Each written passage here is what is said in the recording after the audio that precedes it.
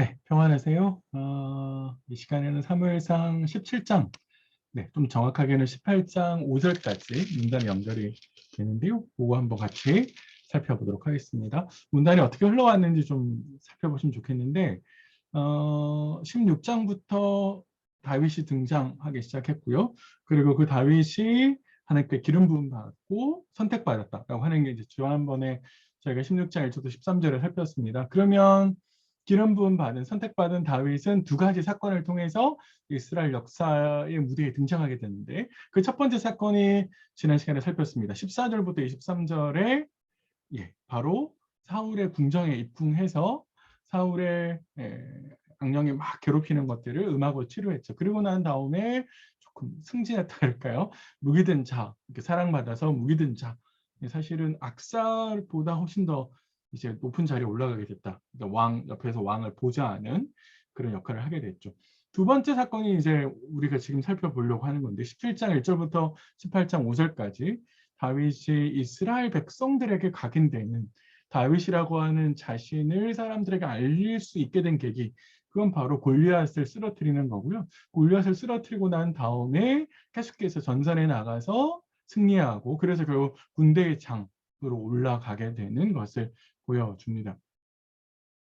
이게 이제 두 가지 역사가 다윗이 하나님의 통로를 통해서 역사의 무대에 등장을 하게 되는데, 그래서 지위가 높아져 올라갔는데, 그러면 훨씬 더 승승장구하게 이제 되겠지만, 사실은 지위가 높아져 간 것만큼 하나님은 훈련시키십니다. 다윗을, 선택한 다윗을 곧바로 왕으로 올리시는 것이 아니라, 그가 진짜 이스라엘에서 하나님의 말씀에 순종할 수 있는 통로 역할을 할 수 있는 성군이 되도록 하기 위해서 하나님께서 훈련시키시는 것을 볼 수 있습니다. 그래서 18장 6절부터 30장까지는 사울을 통해서 하나님께서 다윗을 훈련시키시는 것을 계속 보여주고요. 이때 사울은 18장 6절 이후부터 어떤 계기가 있어서 다윗을 죽이려고 하죠. 그 다윗을 죽이려고 하고 다윗은 피난을 가고 계속해서 도망하게 되는데, 그게 이제 31장에 사울과 요나단이 죽음으로 그 생을 이제 마무리할 때까지 바로 그런 도망 다니는 모습이 있습니다. 그래서 훈련시키는 거고요. 그거 이제 다음 시간부터 이제 하나씩 좀 살펴보도록 하겠습니다. 자, 이런 흐름이 흘러간다. 문단이 논리적으로 이렇게 흘러간다라고 하는 걸 좀 기억해 두시고요. 와, 이제 상당히 많죠. 제가 잠깐만 제 얼굴을 감추겠습니다. 네. 17장 1절부터 18장 5절을 문단은 이렇게 흘러가게 돼 있는데요. 전체 이제 화면을 잠깐 멈춰 놓으시고 보셔도 되는데, 크게 이제 덩어리가 17장 1절부터 18장 4절까지 다윗이 골리앗과 싸워 승리해서 그 결과까지가 이제 18장 4절에 보여주고, 18장 5절은 다윗의 행적을 요약하면서 골리앗과의 싸움이 계기로 해서 다윗이 전선에 나가고, 그 전선에 나가서 지혜롭게 행해서 군대의 장이 되는 것, 두 가지입니다. 다 골리앗을 죽이는 장면은 크게 이제 세 가지로 나누는, 하나는 블레셋 군사들과 이스라엘 군사들이 대치를 한 상황이고, 그 대치한 상황에서 다윗이 전쟁에 나가게 되고, 전쟁에 나가서 이제 소식을 듣게 되고 모욕을 듣게 되고, 그래서 사울을 선택해서 전쟁에 나가는 장면. 그리고 난 다음에 17장 55절부터 18장 4절까지입니다. 8장 4절이 아니고요. 18장 4절까지는 다윗이 이제 사울에게 자신이 누구인지를 알려주고, 그리고 요나단은 다윗과 언약을 맺는 장면들이 등장을 하게 됩니다. 이렇게 문단이 흘러가는데, 이거는 뭐 논리적인 문단이라기보다는 장면을 보여주는 거라서 그런 장면들을 좀 자세히 잘 보시면 될 것 같습니다. 네, 넘어갈게요. 이제 하나씩 좀 살펴보도록 하겠습니다. 처음에 이제 블레셋과 이스라엘이 전쟁을 펼치는데, 사무엘서 안에서 뭐 사사기도 마찬가지고요. 여러 번 전쟁을 펼치게 되는데, 이거는 처음 우리 사무엘서 시작할 때 서두 시간에 말씀드렸는데, 블레셋 사람들이 가나안 땅의 주도권을 잡기 위해서 끊임없이 영토를 확장시키려고 했었는데, 거기에 딱 오른쪽 편에 이스라엘 백성들이 있었단 말이에요. 그러니까 이스라엘은 늘 걸림돌이 되는 거죠. 그래서 자주 전쟁을 하게 됐고, 그래서 그 주도권 싸움을 계속해서 했습니다. 문맥에 따르면, 사무엘서 안에서 문맥에 따르면 우리가 하는 직전의 전쟁은 mikmak스에서 사울이 행했던 전쟁입니다. 그때 사울이 이겼거든요. 대승을 거두었습니다. 그래서 이번 전쟁은 우리는 뭐 자세히는 알 수 없지만 지난번에 이어서 오는 거라면 복수전. 블레셋이 이스라엘 백성들에게 복수하기 위해서 나오는 거다라고 할 수 있습니다. 자, 그런데 그 복수를 만만치 않죠. 확실하게 복수하겠다 이런 생각을 했었는지 모르겠는데요. 골리앗이라고 하는 사람이 등장을 해서 그 골리앗을 통해서 이스라엘 백성들의 길을 완전히 다 꺾어 줬습니다. 그래서 4절부터 10절까지는 블레셋 군대를 대표하는 골리앗의 모습을 아주 자세하게 보여주고요. 그의 말도 아주 자세하게 담아내고 있습니다. 그런데 처음에 이제 4절을 보면 블레셋에 나오는 골리앗을 어떻게 묘사하냐라고 하면 싸움 도두는 자 이렇게 묘사하죠. 이게 좀 풀어서 설명하면 남을 위해서 대신 싸우는 자 이런 말이거든요. 그러니까 대표로 나와서 싸우는 사람. 이게 사실 고대 세계에서 혹시 사극 같은데 그런 거 보신 적 있는지 모르겠는데 양쪽 진영의 적장들 이렇게 훌륭한 장군들이 나와서 1대1로 싸우죠. 그러면서 최소화시키는 피해를 최소화시키기 위해서 이런 것들을 했었는데 고대 세계에서는 꽤 이런 것들이 꽤 많이 있었습니다. 혹시 영화나 같은 데 보시면 이런 장면들이 계속 등장하는데요. 그래서 골리앗이 지금 제안하고 있는 게 뭐냐면 니네 나처럼 한 사람 나와봐. 그래서 우리 한번 싸워봐. 이렇게 지금 대표전을 제시하는 거거든요.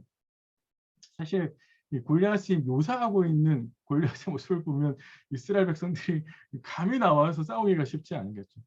키가 6규빗 한 뼘이다, 한 뼘이다 이렇게 이야기하면 6규빗 이렇게 이야기해요. 6규빗이라는 말은 우리 이제 팔꿈치 정도의 팔꿈치, 이게 팔꿈치가 40에서 45cm거든요. 그러면 거의 6규빗이시니까 이 키가 거의 한 3m 가까이 되는 거거든요. 6규빗 반이니까. 꽤 키가 크죠. 그래서 고대 세계 3m가 있었을까? 어쨌든 이거는 굉장히 키가 크다 이렇게 하죠. 그리고 나서 갑옷을 입었고 무기도 자세하게 묘사하고 있습니다. 그러니까 사실은 이스라엘 백성들을 압도하기에 충분한 외적인 조건을 가지고 있었다라는 것이고요. 두 번째는 그럼에도 불구하고 갑옷에 대한 굉장히 상세한 묘사, 무기에 대해서 굉장히 자세하게 묘사하는 것은 블레셋 백성들이 뭘 의지하고 있느냐라고 하는 것을 보여주는 것이고 특별히 골리앗이 무엇을 의지하고 있는가라고 하는 것을 보여주는 것. 물론 이것은 상대로 하여금 굉장히 두렵게 만들고 이 전쟁의 긴장감을 확 높이기 위한 전술이긴 하지만 그럼에도 불구하고 골리앗이 극히 인간적인 생각하에서 외적인 조건이 우리가 앞선이기 때문에 라고 하는 생각을 가질 수 있게 하는 것이죠. 두 번째는요. 골리앗의 말입니다. 이제 7절부터 8절부터 나오네요. 8절부터 10절까지 골리앗의 말을 이렇게 쭉 쓰는데 사실은 이게 최근의 전쟁에서도 마찬가지고 고대 세계에서도 마찬가지인데 전쟁을 하는 데 있어서 상대를 기를 죽이는 거, 사기를 꺾어 놓는 거 이게 이제 심리전이거든요. 현대 전쟁에서 이 심리전이 굉장히 많이 쓰이고 있습니다. 두렵게 만들죠. 사기를 꺾기 위해서 골리앗이 뭐라고 이야기하냐면 나는 블레셋 사람 자유인이고 니네는 사울의 신복 곧 노예 아니냐. 니네 사울의 노예지? 이렇게 너는 자유가 없지? 이렇게 이야기하는 것이죠. 그러면 싸워서 지는 쪽에 이기는 쪽에 종이 되자 이렇게 이야기를 합니다. 그래서 한번 싸워보자라고 해서 계속해서 이제 모욕을 하는 거죠. 거친 말로. 그러니까 사실 자존심을 막 건드리는 거죠. 누군가 나오면 그 누군가 나온다 할지라도 사실 골리앗은 이길 거라고 하는 자신감이 있었기 때문에 사실 이렇게 자극을 해서 적의 사기를 확 꺾어 놓아서 결국 유리한 고지에서 싸움을 할 수 있도록 그게 바로 이제 이 싸움을 도두는 자라는 이 표현 속에 담겨져 있는 말입니다. 골리앗의 모습과 골리앗이 하는 말 그리고 이게 블레셋을 대표하는 그러면 상대 진영인 이스라엘은 어떤 모습을 하고 있느냐라고 하면 사실 굉장히 초라한 모습을 11절에서 보여주고 있습니다. 굉장히 놀래가지고 막 두려워하고 있었다 이렇게 11절에 묘사하고 있죠. 사울과 온 이스라엘이 블레셋 사람의 이 말을 듣고 놀라 크게 두려워했다. 골리앗의 의도대로 사실은 기선제압을 당한 거죠. 그래서 사기가 확 꺾였습니다. 그러겠죠. 골리앗의 외모나 그가 풍기고 있는 이미지나 그가 무장한 거나 그가 무기 가지고 있는 거 엄청나게 크다라고 이야기를 하니까 사실 그 전에 이걸 보는 경우가 거의 없었기 때문에 이런 사람들을 흔하게 보지 못했기 때문에 굉장히 어려웠을 거라고 생각을 하고요. 그 다음에 그의 말, 쩌렁쩌렁하게 울리는 그의 말이 두려움을 느끼기에 충분했을 거다라고 이제 짐작할 수가 있습니다. 자, 장면 하나가 이렇게 구성이 됐어요. 전쟁이 벌어졌는데 적장에 골리앗이 나왔고 그 골리앗의 기세에 눌려서 이스라엘 백성은 아무것도 하지 못하는 그런 상황입니다. 또 다른 상황 하나 이제 장면을 그려주는데 그건 뭐냐면 이 골리앗을 상대할 다윗이 어떻게 해서 이 전쟁터까지 나오게 돼서 골리앗과 싸우게 되겠느냐, 될 수 있었느냐라고 하는 그 과정을 이제 그려줍니다. 그 과정을 크게 두 가지로 그려주는데 하나는 다윗이 골리앗을 만나기 위해서 전장터까지 나오는 것까지 그건 결정적으로 아버지가 심부름을 보내서 나오게 됐죠. 두 번째요. 그런데 심부름까지 하는 걸 할 수 있었죠. 전장터가 나왔습니다. 전장터에서 나왔는데 그 전장터까지 오고 난 다음에 골리앗하고 싸우는 건 어떻게 되냐라고 하면 다윗의 이 자신감에 넘치는 말을 사울이 듣게 되고 그 사울이 다윗을 부르고 다윗이 사울을 설득하고 그런 과정들이 두 번째로 펼쳐집니다. 그래서 이 두 가지 경위 때문에 다윗이 이제 골리앗과 싸우게 되는 것이죠. 문단이 이렇게 연결이 되어 있습니다. 그래서 사실 이 두 개의 이제 관점이 있는데요. 이제 본문을 묵상하실 때 이 모든 게 다 우연일까? 그런 생각을 한번 해보시면 좋겠습니다. 군데군데 보면 사실은 그때 마침 뭐 이런 말들이 등장을 하거든요. 이러한 것들은 하나님께서 다윗을 전쟁터로 부르고 있다라고 하는 것이고 이미 기름 부음 받은 다윗으로 하여금 사람들에게 하나님이 누구를 선택했는지 알게 하시는 것을 보여주는 것이죠. 이제 그런 인도하심이 사실 이제 본문 안에 깊이 이제 배어 있음을 이제 볼 수 있습니다. 그때 가서 다시 한번 더 확인해 보고요. 이런 문단이 흘러간다는 것 기억하시면 좋겠습니다. 자, 그래서 다윗을 이제 소개시키기 위해서 이새의 집으로 시작을 하는 거죠. 이새의 집에 40일 동안 골리앗이 쩌렁쩌렁 소리를 지를 때 이새의 집은 어떤 상황 가운데 있었냐라고 하면 장성한 세 아들은 전쟁터에 나가고 막내 다윗은 집에서 목동의 일을 하고 있었다 이렇게 얘기하는 거죠. 장성한이라는 말을 하고 이제 막내라는 말을 이제 비교가 되는데 장성했다라고 하는 것은 능력이 있다라는 말이고요. 크다라는 뜻입니다. 근데 막내는 작아요. 능력이 없어요. 하찮은 뭐 이런 뜻이거든요. 그러니까 장성한 큰 형 3명은 전쟁터에 나가고 전쟁입니다. 전쟁에 나가고 그리고 막내 다윗은 목동의 일을 하는 것이죠. 그러니까 형들이 전쟁터에 나갔어요. 그러니까 이새가 전쟁터에 나간 아들들이 걱정될 거 아니에요? 그리고 고대 세계에서는 먹을 것이 풍부하지 않았고 국가가 전쟁이 벌어지는 상황에서 그 군사들의 식량 자체를 다 챙기지 못했거든요. 초기 이스라엘의 이제 행정은 그렇게 약했습니다. 그러니까 이새가 자신의 아들들에게 먹을 것을 가져다 주기 위해서 다윗에게 두 가지 명을 내립니다. 하나는 양식을 전달해라. 형들이 먹을 수 있게. 두 번째는 형들이 안전하게 잘 있는지 그걸 확인하고 증표를 가져와라. 그 증표를 가져오기 위해서는 치즈 10덩이를 천부장에게 전달을 하라는 거죠. 천부장은 이제 잘 아시는 것처럼 1000명의 군사를 거느릴 수 있는 군대의 장을 의미합니다. 그러니까 행정체계가 미비했기 때문에 각자 먹을 것을 조달하는 이런 상황 속에서 아버지 이새는 다윗을 통해서 자신의 세 아들의 안전을 확인하고 그리고 그들을 돕기 위해서 먹을 것을 가져다 주는 상황을 마련한 거죠. 그래서 아버지의 명령대로 다윗은 전쟁터에 갑니다. 자, 전쟁터에 가기 위해서 자신도 준비를 해야죠. 양을 계속 치고 있었는데 그러면 자신이 감당했던 그 양을 다른 사람들에게 맡깁니다. 이 맡긴다라는 말이 재밌어요. 이 히브리어 나타실이라는 단어인데요. 이거는 기본적으로 떠난다라는 말이 있습니다. 다윗은 이때 당시에 자신의 양을 떠나요. 그리고 다시는 목동으로 돌아오지 못합니다. 그렇죠? 네. 왜냐하면 나가서 골리앗과 싸운 이후에 계속해서 사울의 부름을 받아 전쟁터에 돌아다니고 군대의 장이 되고 군대의 장이 되고 나서 잘 나간다 싶었더니 사울이 계속 죽이려고 쫓아와서 계속 도망다녔어요. 그래서 그때 이후로부터 양들을 다시는 치지 못하거든요. 그러니까 그런 점에 있어서 여기서 이제 히브리어로 떠난다라는 말을 쓰는 것 같아요. 양들을 맡겼지만 사실은 그건 떠나는 거였어요. 두 번째는 그렇게 해서 양을 맡기고 나왔는데 마침 양군이 서로 대치 중이었어요. 마침 이게 바로 아까 제가 말씀드린 하나님의 인도하심 중에 하나라는 거죠. 마침 그때 딱 이렇게 상황이 이렇게 막 이제 서로 막 으르렁거리고 막 싸우고 있는 그런 상황이었다라는 것이고 그래서 전쟁터에 가서 형들을 보기 위해서 자신의 짐을 누군가에 맡기고 형들이 나가서 문난 인사를 합니다. 그런데 또 그때 하필이면 다윗이 형들을 만나러 가는 그 순간에 누가 나왔어요? 골리앗이 나왔습니다. 골리앗이 모욕을 하고요. 그 모욕하는 것을 다윗이 듣게 됩니다.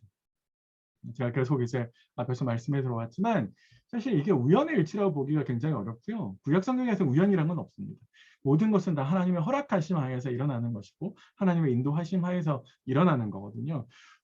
이스라엘 백성들의 머릿속에서 하나님이 아닌 또 다른 신적인 존재는 존재하지 않습니다.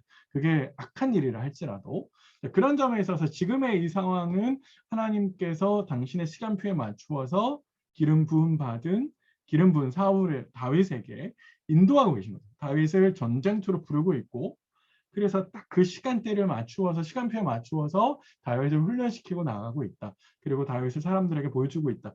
그러니까 이건 사실은 하나님의 선하신 손길이 인도하시는 손길들이 다윗에게 함께하고 있다라고 하는 것을 보여줍니다.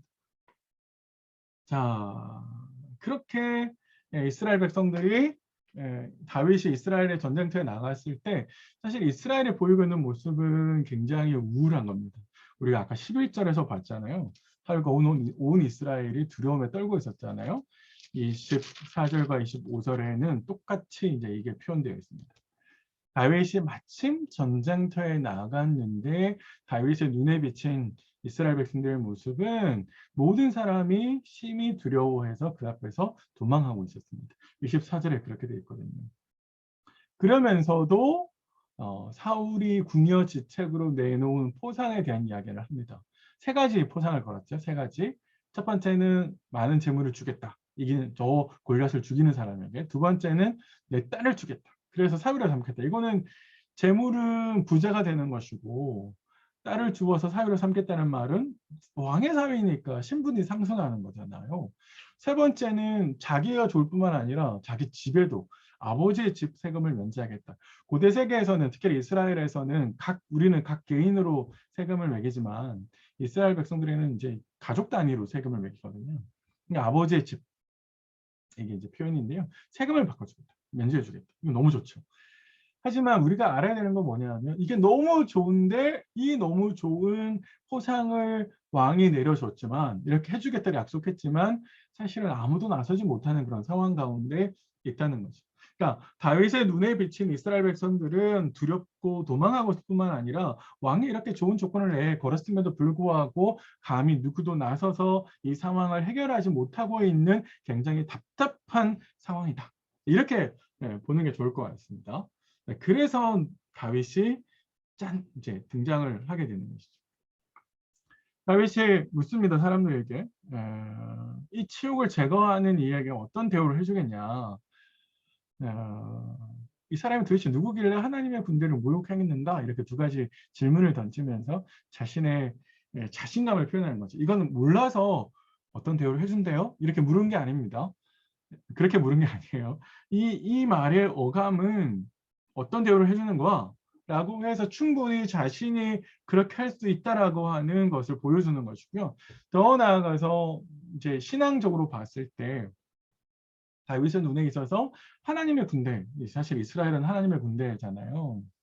이게 출애굽기에 등장하는 표현인데 그런 하나님의 군대를 모욕하는 것에 대해서 다윗의 입장에서는 용납이 잘 안 되는 거죠. 그래서 하나님의 명예가 실추되고 있고 하나님의 영광이 가려지고 있는 상황이라서 다윗은 그런 면에서 굉장히 화가 났다 이렇게 했었습니다.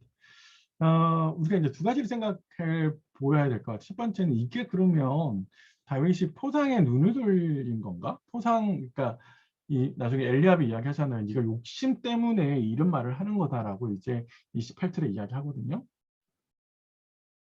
양들 누구한테 맡겼어?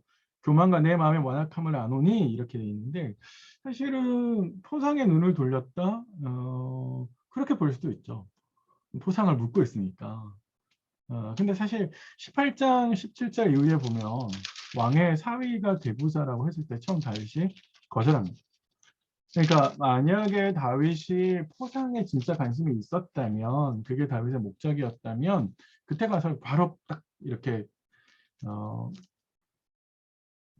사울의 딸 메랍을 준다라고 했을 때 받았어야 했는데 그렇지 않거든요.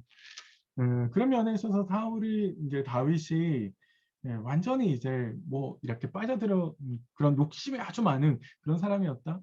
물론 성군이 되기 위해서 훈련하고 있다라고 하는 것은 하나님께서 훈련시키신다라고 하는 것은 다윗이 완벽한 사람이 아니다라고 하는 것은 물론 알지만 그럼에도 불구하고 이런 게 너무 많은 욕심이 있었다. 이렇게 보기는 좀 쉽지 않다. 좀 그렇게 생각하고 두 번째는 그것보다는 오히려 믿음의 용기를 가지는 하나님의 군대를 모욕한다라고 하는 것은 믿음이 있는 사람, 하나님의 시각에서 하나님의 시선으로 바라보는 사람만이 할 수 있는 그 전쟁터에서 이스라엘 그 누구도 할 수 없었던 말을 다윗이 하고 있거든요. 그리고 이후에 나오는 다윗의 말들은 포상의 눈을 돌렸다라기보다는 사실은 하나님의 시선에서 고백하고 하나님을 경험한 것을 이야기하고 있기 때문에 그런 면에 있어서 믿음의 용기로 보는 것이 더 좋겠다. 그렇게 생각이 들어요. 자, 그러면서 다윗의 말이 사울에게 전해집니다. 이게 다윗이 전장터로 골리앗을 상대하게 될 수 있는 두 번째 배경의 하나죠. 그 전까지 아무도 다윗처럼 말하지 않았거든요. 이 전쟁터에 나와서 40일이 지나가면서 그 누구도 아니 이 사람이 누구길래 하나님의 군대를 모욕하는 거야? 이렇게 말한 사람이 없었습니다. 다윗이 유일하게 그렇게 이야기하고 다윗이 그렇게 이야기하기 때문에 사람들이 놀래고 그 놀랬기 때문에 사실 사울에게 이 말을 전달하는 거죠. 그러니까 사울이 누가 그렇게 이야기했느냐라고 물으면서 다윗을 부릅니다. 그래서 드디어 다윗이 사울 앞에 서요. 32절부터 37절까지는 두 번째 다윗이 사울을 설득하는 장면을 보여줍니다. 그게 사울이 허락했기 때문에 사실 이제 전쟁터로 또 나가서 사울과 싸울 수 있게 되는 거거든요. 처음에 딱 나가서 다윗이 하는 말이 굉장히 자신 있게 이야기해요. 사람이 낙담하지 말 것입니다. 이렇게 이제 왕한테 이야기하는데요. 이 말이 이제 32절에 있죠. 이 낙담하다라는 말이 재밌습니다. 이렇게 떨어진다는 마음을 떨어뜨리지 마십시오. 이런 말이거든요. 떨어진다라는 말은 나중에 골리앗이 땅에 떨어졌다. 물맷돌을 맞고 다윗이 쓰러지잖아요. 그 쓰러진다라는 말입니다. 넘어진다는 말이랑 똑같습니다. 나팔이라고 하는 히브리 동사인데 나중에 블레셋 군사들이 바닥에 쓰러졌다라고 똑같은 말을 씁니다. 마음을 떨어뜨리지 마십시오라고 하는 말은 상징적으로 나중에 다윗이 골리앗을 떨어뜨릴 거고 이스라엘 백성들이 블레셋 군대를 떨어뜨릴 것을 미리 내다보게 하는 것이죠. 그래서 내가 할 수 있다라는 표시를 한 건데 사실은 사울의 눈에 다윗은 소년에 불과해요. 소년이라는 말은 경험이 많지 않은 정말 소년의 그 현실을 바라보지 못하는 용기는 정말 가상하지만 그러나 상대해야 될 사람은 어려서부터 전쟁터에서 잔뼈가 굵은 그야말로 베테랑인 장수를 상대해야 되기 때문에 사울이 허락하지 않습니다. 너는 전투의 경험이 없는데 저쪽에 있는 전쟁터에서 자란 장수잖아. 객관적으로 봐. 이거는 게임이 안 되는 거야. 너의 용기는 되게 가상한데 근데 정말 그래 이까지 해주는 건 너무 좋은데 하지만 이거는 안 되는 거야 라고 해서 다윗을 만류하게 되는 거죠. 전쟁터에서의 경험이 없다라는 말이 이제 다윗이 아닌데? 라고 하면서 반박을 하는 건데 다윗이 어떤 말을 하냐면 제가 전쟁터에서 경험이 없다고요?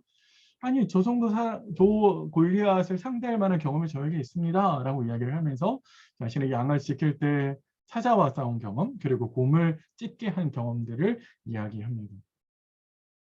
여기서 이제 저희가 좀 주목해야 될 포인트는 뭐냐면 처음에 다윗이 이 모든 경험들을 내가 찢었습니다라고 이야기를 하다가 마지막에서는 37절에 여호와께서 나를 사자의 발톱과 곰의 발톱에서 건져내셨습니다라고 해서 내가 지난번에 이 지난 모든 경험들이 하나님께서 나를 도와주신 하나님의 능력을 체험한 그런 경험이었어요라고 해요. 그러니까 다윗은 내가 잘해서 그런 것이 아니라 하나님께서 그렇게 하셨다라고 하는 하나님의 능력을 인정하고 있는 것이죠. 그래서 제가 화면에 보시는 것처럼 여호와께서 나를 사자의 발톱과 곰의 발톱에서 건져내셨은즉 나를 이 블레셋 사람의 손에서도 건져내실 겁니다라고 얘기했어요. 내가 경험한 하나님이라면 그 하나님이 지금 저 정도의 사람을 충분히 건져내실 겁니다라는 것이죠. 다윗은 지난 시간의 경험을 끌어올려서 자기 눈앞에 있는 현실에 적용하고 있잖아요. 사실 이게 믿음이죠. 우리 믿음이라고 하는 것은 현실의 눈앞에 보여지고 있는 어렵고 힘든 것들을 지난 경험에 하나님의 도움을 기억해내고 그 경험을 끌어올려서 현실에 적용해서 하나님을 믿고 나가는 것. 그게 믿음이죠. 네, 사울이 있는 다윗이 그걸 이제 우리에게 계속해서 보여주고 있습니다. 이런 경우에서 우리에게 좀 많은 것들을 좀 생각하는 모습이다. 저는 좀 생각이 들고요. 그래서 결국 다윗이 사울을 설득하고 사울이 이제 다윗을 불러서 허락을 했습니다. 근데 사울의 입장에서 보면 다윗이 얼마나 애처로웠겠어요. 젊은 소년이 사실은 아버지 같은 사람의 입장에서 보면 그 젊은 친구가 얼마나 안쓰럽게 보이겠습니까? 그래서 하나님의 이름으로 축복을 하면서 그나마 자신의 갑옷으로 입히고 칼을 차게 합니다. 갑옷을 입히고 칼을 차게 한다라고 하는 것이 여호와의 이름으로 축복하고 갑옷을 입히고 칼을 차게 하는 게 부딪히는 것처럼 보일 수도 있어요. 그러니까 하나님의 이름으로 축복하지만 마치 전쟁에 나가서 승리하는 것이 갑옷에 있는 것처럼, 전쟁에 나가서 승리하는 게 칼에 있는 것처럼 사울은 그렇게 생각했다. 네, 그렇게 볼 수도 있지만 사실은 좀 더 애처로운 마음에서 그렇게 했다라고 보는 게 좀 더 좋을 것 같고요. 그리고 하나님을 믿는다라고 하는 것과 갑옷을 입는 것은 꼭 부딪힌다 이렇게 볼 수는 없는 거죠. 당시에 이스라엘의 최첨단 무기였습니다. 왜냐하면 우리가 앞에서 이제 블레셋과 전쟁을 할 때 요나단과 사울만 칼에 있었거든요. 나머지 백성들은 이 보습용 이렇게 농기구 같은 것들을 들고 나와서 싸웠습니다. 그러니까 사실 뭐라도 좀 챙겨주고 싶은 마음에 그렇게 했었는데 굉장히 재미있게도 다윗은 이걸 가지고 나가지 못하죠. 막대기와 물맷돌 몸에 익숙하게 지니고 있었던 것. 그가 워낙 썼던 것 그리고 그걸 가지고 전쟁터에 나갑니다. 이제 두 사람이서 싸우는데 다윗이 처음에 나갈 때 뭘 가지고 나가냐면 보이게 막대기를 나가요. 목동들은 막대기를 2개 가지고 있었습니다. 하나는 양들을 세는 막대기, 그거는 조금 짧아요. 근데 좀 더 긴 막대는, 좀 튼튼한 막대는 일이나 늑대가 왔을 때 양을 지키기 위해서 호신용으로 들고 다니는 막대가 있었습니다. 둘 중에 하나를 좀 들고 다니는 거죠. 막대를 딱 들고 나가니까 어떻게 해요? 골리앗의 입장에서는 지금 장난하나? 이런 생각이 들 수 있죠. 장난하는 거? 이런 생각이 들 수 있는데 사실은 이게 전략입니다. 다윗은 막대기를 들고 나가면서 자신이 진짜 쓸 물맷돌을 감추는 거고요. 두 번째는 그걸 들고 나감으로 인해서 상대 장수의 감정을 끌어올리는, 흥분하게 만드는 거죠. 흥분하면 침착하지 못하고 침착하지 못하면 약점을 보이고 뭔가 빈틈을 보이게 되거든요.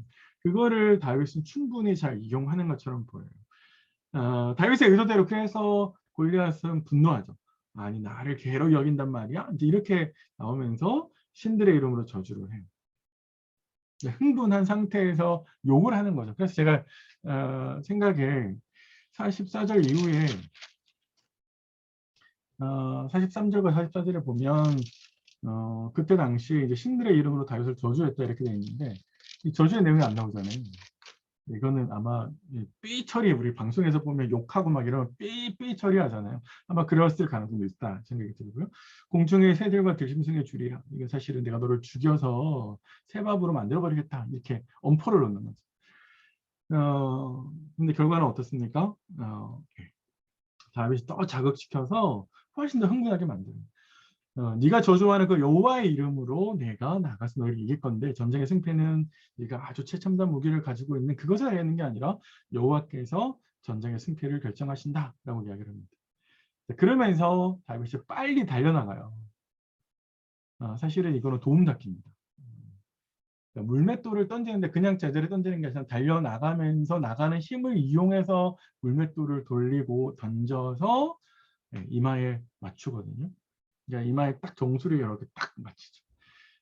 아까 우리 갑옷 이야기 했었는데 갑옷이 온몸을 다 감싸고 있는데 유일하게 감싸고 있지 않은 부분이 바로 여기 이마였습니다.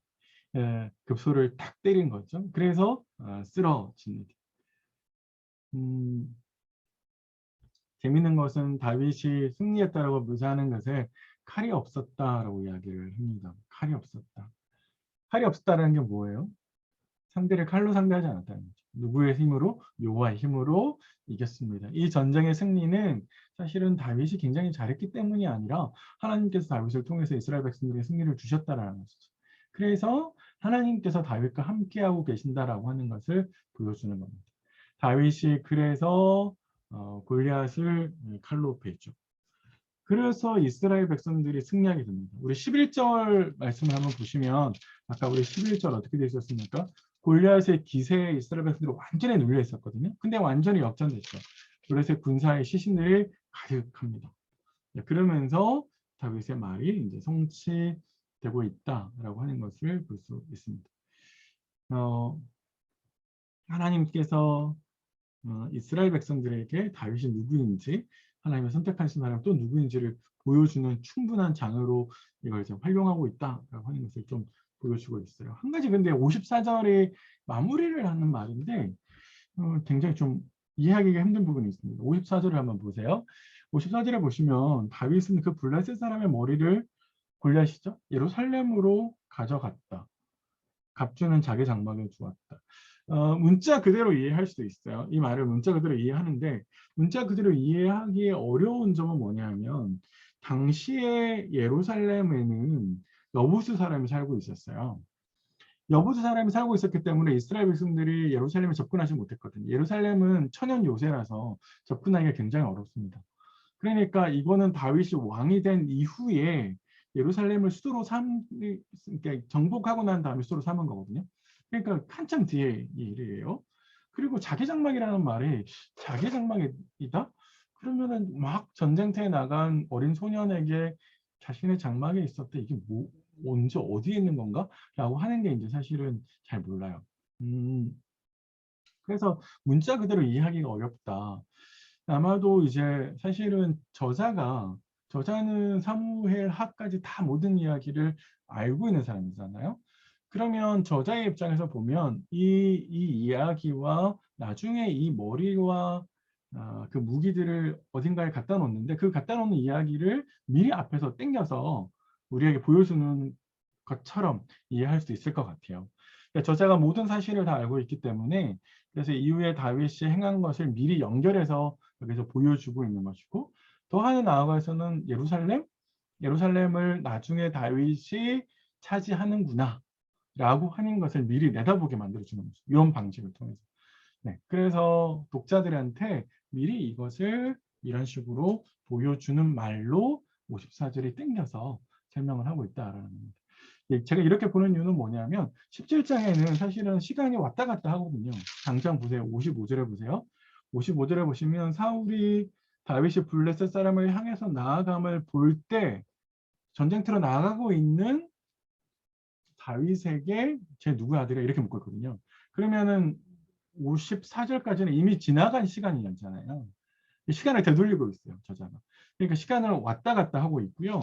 아까 우리 더 앞으로 건너가면 40일 동안 전쟁터에서 막 골리앗이 뭐라고 하고 있을 때 그때 당시 시간을 거꾸로 돌려서 이새의 집을 또 보여주고 있거든요. 그러니까 그런 면에 있어서 저자는 시간을 자유자재로 넘나들고 있어요. 자신이 하고 싶은 말을 전달하기 위해서. 그런 점에 있어서 이 구절도 그렇게 이해할 수 있지 않을까요? 네. 한번 고민해 보십시오.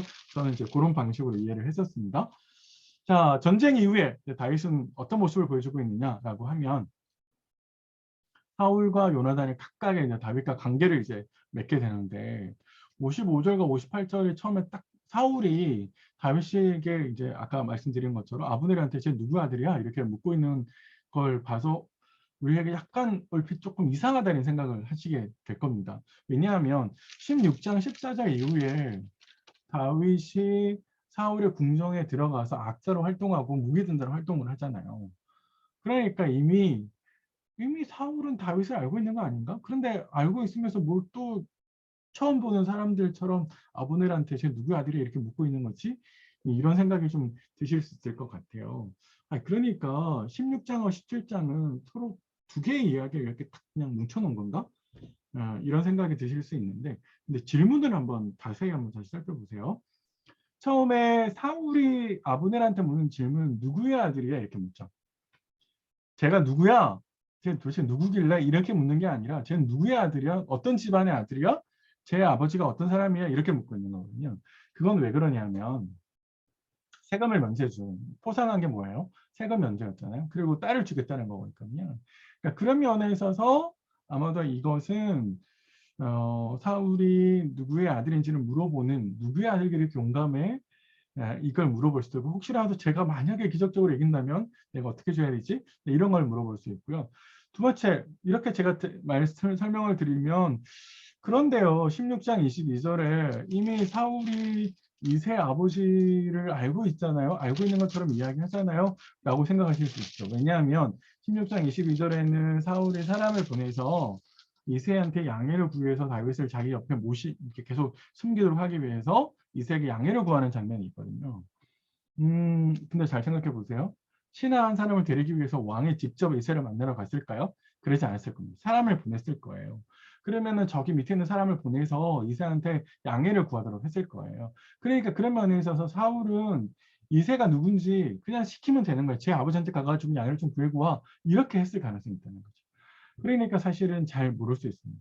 설사 그게 이세라고 알고 있다고 한들 국정을 관리하는 왕 사울이 이 모든 걸 다 기억하고 있었을까?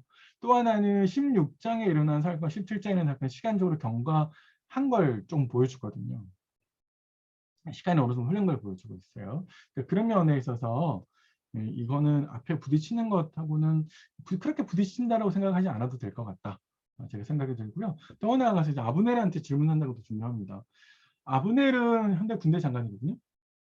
그런데 나중에 18장 5절에 가면 다윗이 군대의 장이 돼요. 그러면 아브넬한테 이걸 묻고 있다는 말은 아브넬이 진짜 경계해야 될 1순위가 다윗일 수 있다라고 하는 그런 시선에서 사울이 이야기를 했을 가능성이 있습니다. 네, 더 나아가서요. 사울은 다윗에게 약속한 대로 보상을 하고 있고요. 다윗은 요나단과 언약을 맺습니다. 요나단이 다윗과 언약을 맺는다라는 것도 굉장히 중요한데 약간의 사울은 다윗을 경계하는 듯한 뉘앙스를 보여주는 것에 비해서 요나단은 정반대의 모습을 보여주고 있습니다. 18장을 잠깐 보시면 1절에 요나단의 마음이 다윗의 마음과 하나가 됐다 이렇게 됐거든요.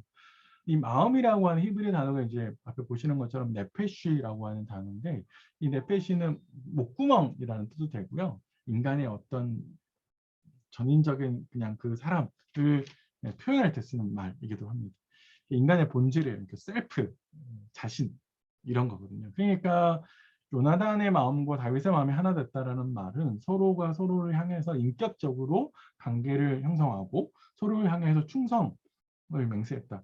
여기 사랑이라고 하니까 남자하고 사랑했어? 이거 동성애야? 이렇게 막 몰고 가는 분도 있는데요. 언약 안에서 사랑이라는 말은요, 충성한다는 뜻이에요.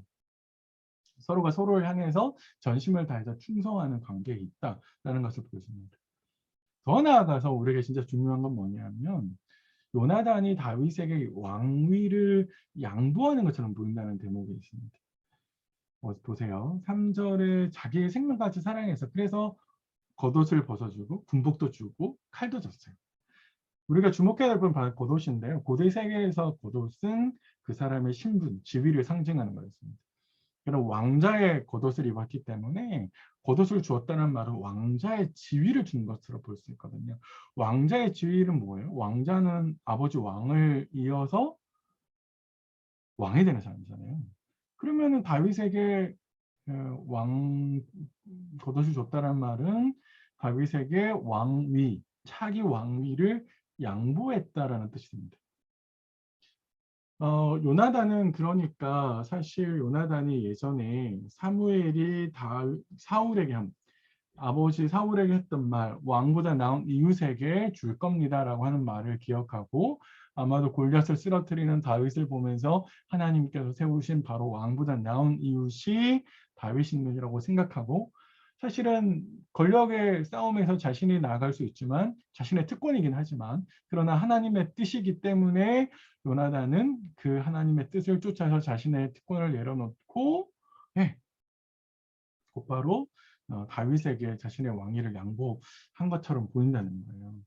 뒤에 나오는 요나단의 모습을 봐도 이거는 충분히 그럴 수 있을 가능성이 충분히 보입니다. 요나단의 모습 속에서요.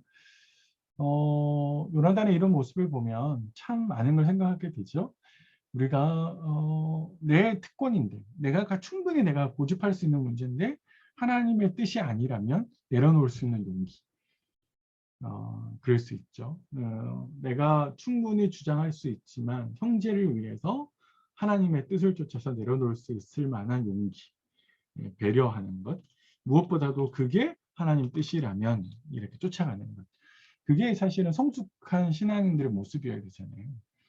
그런 점에 있어서 우리 일상에서 내가 원하는 것, 내가 소망하는 것을 행한다기보다 하나님께서 요구하시고 원하시는 게 무엇인지를 알아차리고 그걸 행하도록 애쓰는 것. 그게 이제 우리가 해야 되는 것 같습니다.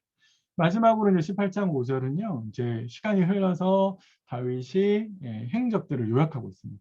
여러 전쟁에 승리했고 그 여러 전쟁에 승리하는 그 결과 때문에 사람들이 이제 사울의 군대의 장으로 삼았는데 그걸 모두 다 사울 백성들도 신하들도 다 합당히 여겼다. 그래서 다윗이 이제 점점점 악사에서 무기 든 자에서 군대의 장으로 점점점 그의 지위가 높아져 가는 것이죠. 이게 굉장히 중요한데 왜 중요하냐면 그가 군대 장까지 올라왔기 때문에 사울의 대적이 될 수 있었고 그래서 사울이 그를 시기하고 그래서 그가 훈련 받을 수 있는 조건으로 만들어집니다. 사실 다윗이 저기 밑에서 있었다면 승승장구하지 않았다면 사울이 그를 눈여겨보지 않았을 겁니다.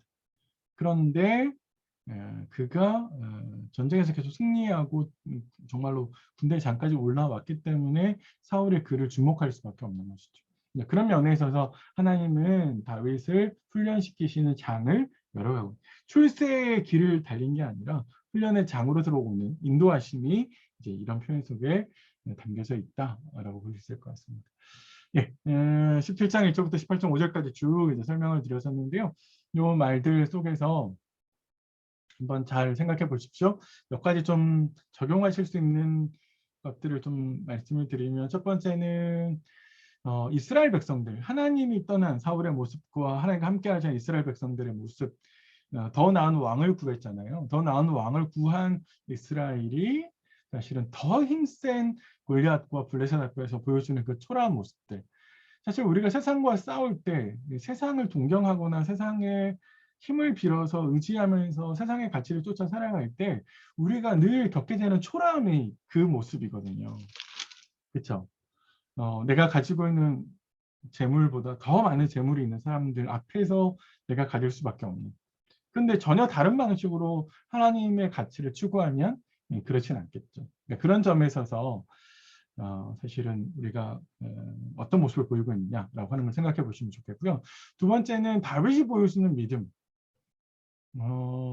다윗은 현실에서 그러니까 어떤 이론이나 그런 데 갇혀 있는 것이 아니라 현실에서 적용할 수 있는 믿음을 보여주잖아요. 믿음이라고 하는 것이 자꾸 현실을 바꾸어가는 거잖아요. 그런 점에서 내가 알고 있는 하나님을 향한 내 믿음은 이론적이고 교과서고 예배당 안에서 예배 시간 안에만 있는 예배만 드리는 믿음, 교회만 나오는 예배당만 나오는 믿음 그런 차원은 아닌가? 실제로 내 믿음이 현실을 바꾸고 사람들을 변화시키고 하나님의 역사의 통로가 되고 있는가? 하나님은 다윗을 통해서 이스라엘 백성들을 구원하셨잖아요. 그러면 나도 내 삶을 통해서 하나님께서 내 이웃에게 복음의 증거되는 그런 모습들을 내가 보이고 있나. 그런 점에 있어서 내 믿음을 좀 점검해 보시면 좋겠다라는 생각이 들고 더 나아가서 요나단이 보여주는 성숙한 믿음, 하나님의 뜻을 쫓아서 자신의 특권을 내려놓는 것, 아까 말씀드린 것들을 그런 점에서 이 본문들을 묵상하시면 크게 한 3가지 정도 묵상하시면 괜찮지 않을까라는 생각이 듭니다. 네, 제가 짧게 말씀드리려고 했는데 길어졌네요. 수고 많으셨습니다. 18장 6절 이후에 다음 시간에 또 뵙겠습니다.